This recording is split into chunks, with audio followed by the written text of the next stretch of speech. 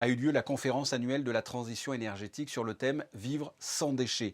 L'occasion de faire un point d'étape et de remettre 3 prix initiés par la MTE. Reportage de Juliette Rappert.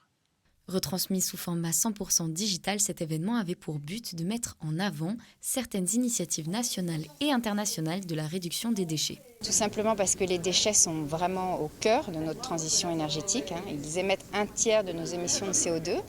Donc clairement, il faut qu'on arrive tous ensemble à réduire ces déchets à la source, à trouver des alternatives, à aller vers un zéro déchet, un vivre sans déchets.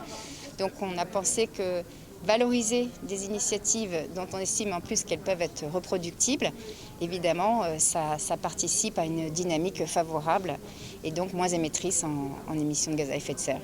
La conférence a débuté par un bilan de la transition énergétique de la principauté réalisé par le conseiller de gouvernement Marie-Pierre Gramalia, puis par la remise de prix par son Altesse Sérénissime le Prince souverain des 3 projets ayant reçu le plus de voix lors du vote de la meilleure initiative monégasque de réduction des déchets.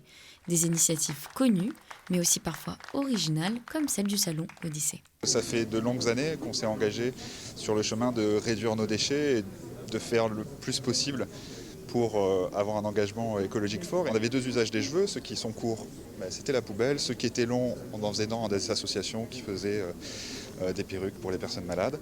Mais c'est vrai que là, ça nous permet de réduire presque à néant nos déchets. Le CHPG, représenté par le docteur Laure Bonnet, le Grimaldi Forum, représenté par Sylvie Biancheri, et Roland Mouflard du Salon Odyssée ont donc reçu un trophée en forme d'olivier réalisé à base de métaux recyclés de l'artiste Joël Rebière.